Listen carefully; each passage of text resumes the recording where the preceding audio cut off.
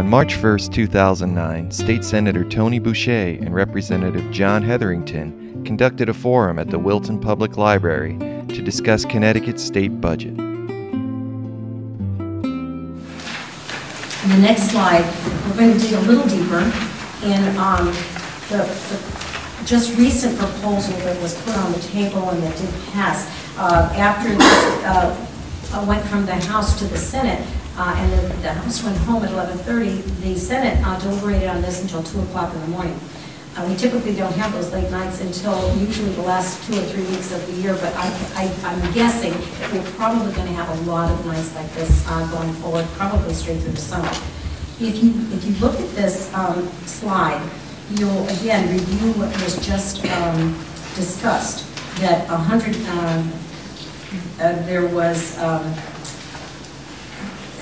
monies from the federal stimulus package that was put in there that was about $373 million that some, on both sides of the aisle, I might add, there are concerns on both sides that will this materialize and just how will that be put in place.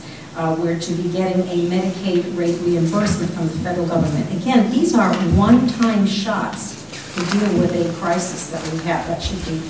There are other additional government rescissions that you can have and lapses as well. The area of uncertainty are produced in these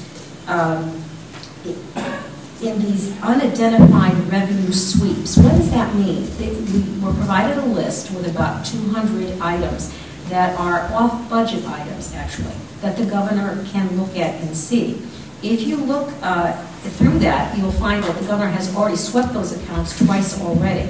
So we're not sure if we can get any savings from this at all. And when asked this question to the Appropriations Chair, they were not able to answer it.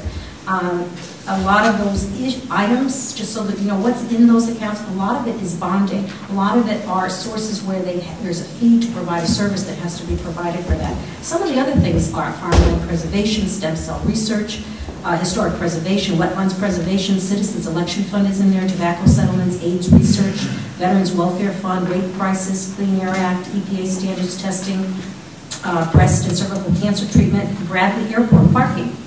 Some very interesting items that are in there. So without, the proposal was put forward without actually even identifying any cuts at all. So there may be as much as $200 million in this particular proposal that cannot be realized.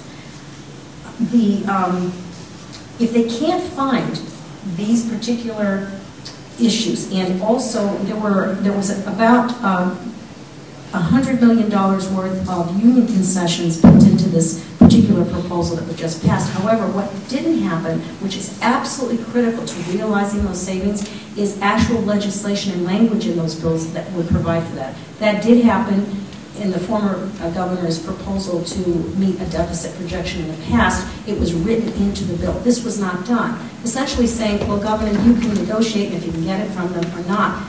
Typically, that doesn't work.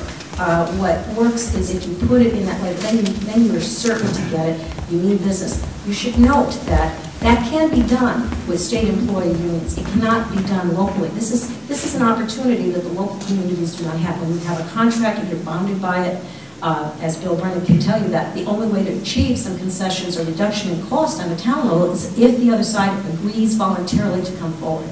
At the state, by the legislature, House and Senate members, can require this change, can put it in action, can change the structure. They actually get a vote on it, yay or nay. Oftentimes they don't take that vote. That can be an issue for us. So we're very, very concerned about the fact that so much of this bill, and as such, we did flag it for the future so that this can be discussed, because we may have to meet again in very short order to address the shortfalls that are obviously going to be coming forward. And by counting all of that, we felt that some of us, that there might be as much as $700 million of that $1.3 billion surplus that could be at risk right at this time if we don't meet again to address the concerns that I just outlined to you.